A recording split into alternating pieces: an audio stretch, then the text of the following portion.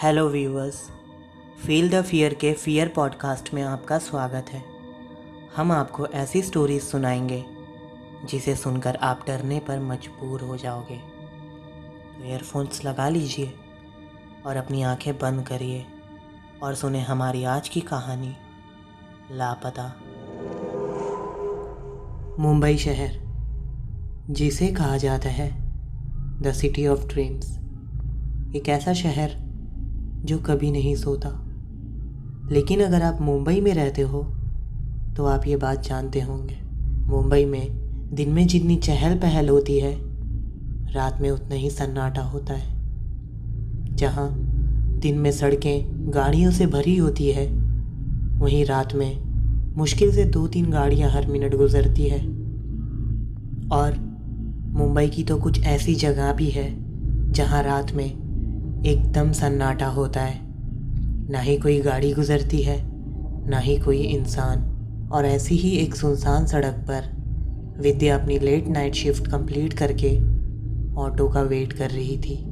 आज ये विद्या की पहली लेट नाइट शिफ्ट थी और ऐसी ही सुनसान सड़क पर विद्या अपनी आज पहली लेट नाइट शिफ्ट कंप्लीट करके ऑटो का वेट कर रही थी। विद्या को बहुत ज़्यादा लेट हो गया था। रात के करीब 2 बज रहे थे। विद्या ऑटो की तलाश में थोड़ी दूर आ गई अपने ऑफिस से। चलते चलते विद्या मेन रोड के पास आ गई। ठंडी हवाएं चल रही थी। एक सुनसान से हाईवे पे विद्या अकेले खड़ी ऑटो का इंतज़ार कर रही थी। हर 2-3 मिनट पर रास्ते से एक बड़ी गाड़ी गुजरती। विद्या ऑटो का वेट कर ही रही थी कि उसे किसी का कॉल आता है। वो अपने बैग से फ़ोन निकालती है और देखती है उसके मॉम का कॉल है। विद्या ने कॉल रिसीव किया। कॉल उठाते ही विद्या ने अपनी माँ से कहा, मैं ऑफिस से निकल चुकी हूँ, आप टेंशन मत लो। विद्या ने अपनी माँ से कहा कि मैं कॉल रख रही हूँ, मुझे एक ऑटो दिखाई दी है, मैं आपसे घर पहुँच बात करती हूँ। ये कहकर विद्या ने कॉल डिस्कनेक्ट कर दिया। विद्या अपना हाथ दिखाकर उस ऑटो को रोकने लगी। ऑटो रुकते ही ऑटो वाले से विद्या ने कहा, भैया शिवाजी नगर चलोगे? ऑटो वाले ने मास्क पहना था, इसलिए विद्या को उसका चेहरा सही से नज़र नहीं आ रहा था। ऑटो वाले ने कहा, जी मैडम बैठिए। विद्या ऑटो में बैठ गई और अपनी मॉम को मैसेज करती है कि उसे ऑटो मिल गया है, वो 30 मिनट्स में घर पहुंच जाएगी। ये मैसेज जैसे ही विद्या सेंड करती है, उसका फ़ोन स्विच ऑफ हो जाता है। वो अपने मन में कहती है, उफ़ यार, इसे भी इतनी रात में ऑफ होना था। फिर वो ऑटो वाले की तरफ देखती है। वो चुपचाप ड्राइविंग करने में बिजी था।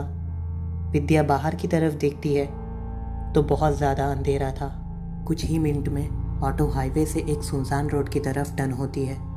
विद्या ये देखती है और फिर ऑटो वाले से कहती है, भैया ये वाले रोड से नहीं जाना था, यहाँ का रोड सही नहीं है और ये रोड लंबा भी पड़ता है शिवाजी नगर के लिए। आप एक काम करिए, यू टर्न ले लीजिए और इसके बाद वाले रोड से चलिए। ये कहकर वो उसके रिप्लाई का वेट करती है, लेकिन वो ऑटो वाला चुपचाप ऑटो सीधा ही लेकर जा रहा था। विद्या उसका ऐसा बिहेवियर देखकर डर जाती है। उसके मन में अजीब अजीब से ख्याल आने लगते हैं। उसे लगने लगता है कि उसने ये ऑटो में बैठकर बहुत बड़ी गलती कर दी। वो ये सब सोच ही रही होती है कि ऑटो की स्पीड अचानक से तेज़ होने लगती है। वो इन ख्यालों से बाहर आती है। वो अपनी आंख उठाकर मिरर में देखती है तो वो ऑटो ड्राइवर उसे ही देख रहा होता है। ये देखकर विद्या के दिल की धड़कन तेज़ हो जाती है और तभी वो ऑटो वाला अपने चेहरे से मास्क हटाता है। विद्या देखती है कि उसके चेहरे पे एक बहुत ही भयंकर सी स्माइल थी। ये देखकर उसकी दिल की धड़कन तेज़ हो जाती है। वो डर के मारे कांपने लगती है। उसके चेहरे पर पसीने आने लगते हैं। वो बहुत कुछ बोलना चाहती थी, लेकिन खौफ की वजह से उसके गले से आवाज़ ही नहीं निकल रही थी। बहुत हिम्मत करने के बाद वो ऑटो वाले से कहती है कि गाड़ी को अब भी रोको, नहीं तो वो पुलिस को कॉल करेगी। ये सुनकर वो और भी ज़्यादा मुस्कुराने लगता है।